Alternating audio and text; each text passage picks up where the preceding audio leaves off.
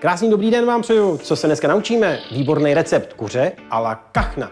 Takže co k tomu potřebujeme? Kuře nakmínované, nasolené, potom potřebujeme bujon, jížku, krájenou tadyhle cibuli nájebno, kysané zelí, slaninu, sádlo, nejlépe domácí, protlak, sůl, mletou papriku a smetanu. Takhle už máme připravený bujon na podlévání. Tak nic nezbývá a jdeme na to. Dnešní recept kuře a la kachna je velice jednoduchý, ale pozor, velice atypický. Takže jak se připravuje, pojďme se podívat, jak na to. Vezmeme si nejlépe, jak už jsem říkal, domácí škvařené sádlo, dáme ho na dno pekáčku, tak ho trošku rozprostřeme. Na tohleto sádlo, které jsme si dali dovnitř, nasypeme cibuli, kterou jsme si nakrájeli. Tak.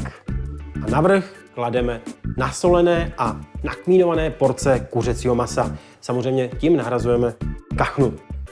Když máme všechno takhle pěkně v tomto pekáči, vezmeme si zelí, kysané samozřejmě, a opět pěkně rozprostřeme po mase. Zůstane nám tam třeba trošku šťávy, určitě nic nevyhazujeme, nic nevyléváme a všechno pěkně na to maso rozprostřeme. Tak. Nesmíme zapomenout na další ingredienci a to je slanina. Hezky dáme na vrch, aby se nám pěkně propejkala. Přidáme trošku mleté papriky.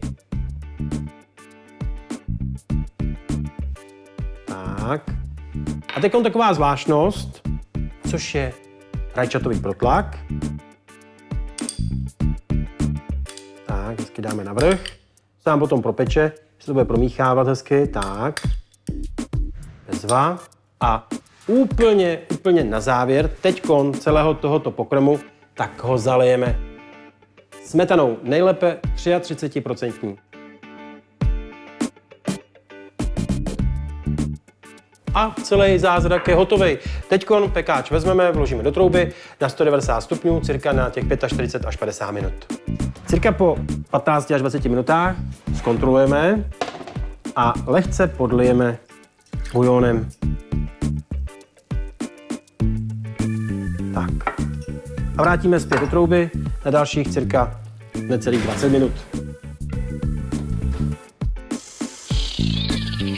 Dnešní recept kuře a la kachna je hotov, jak jste se sami přesvědčili. Je to velmi jednoduchý recept, který zvládne úplně každý.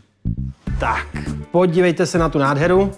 Nádherně to voní a zkuste, výborně to chutná.